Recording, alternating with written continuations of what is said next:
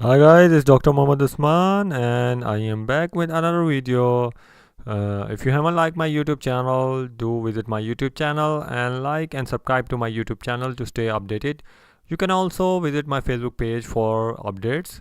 So let's talk about today's topic. So today we will be talking about project life cycle, the overlapping project phases and the project gate. So basically when we are talking about project management, we know that there is a definite start and end of any project, and it has many different phases that can be named according to the requirement. So the total project can have a concept, the definition, the plan, design, the manufacturing plan, the installation, and some other phases according to the project requirement. So what are those phases and what are the initial requirements of those phases that we can discuss when we'll move up into this training.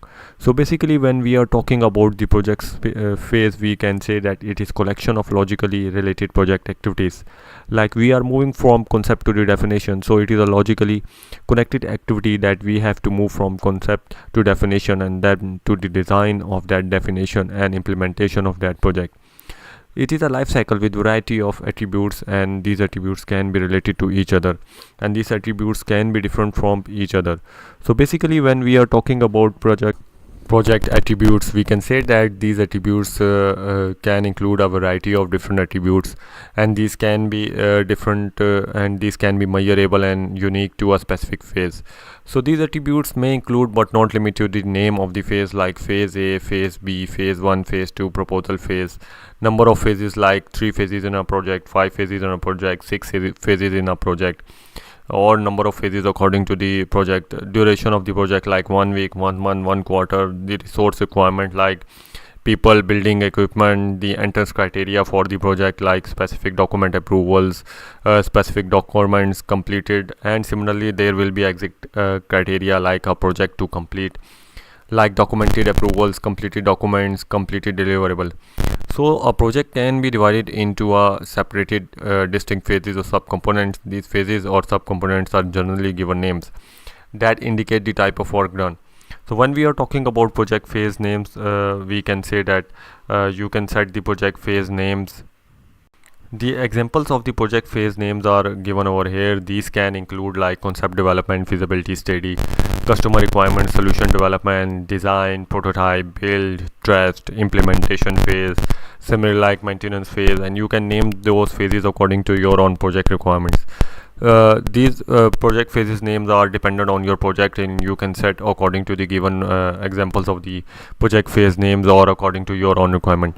And these project phases may be established based on various factors using the management needs, nature of the project, unique properties of the organization, project elements, or decision points.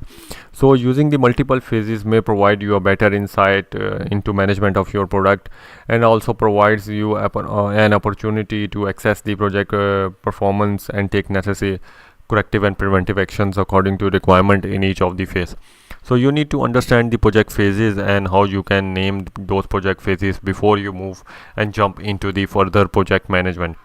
So we are talking about one by one over here in this training video, and this is the most extensive training videos you will provide and find over the YouTube, and you will also learn a lot. Like in this one we will talk about the phase gate also.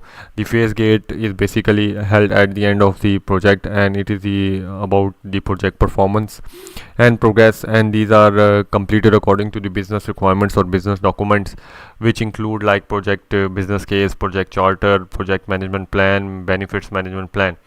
And the project gate is also important because it is used for taking decisions like you need to continue this phase, or you need to finish that project, or you need to remain in that phase, or you need to repeat that phase, or you need to improve that phase.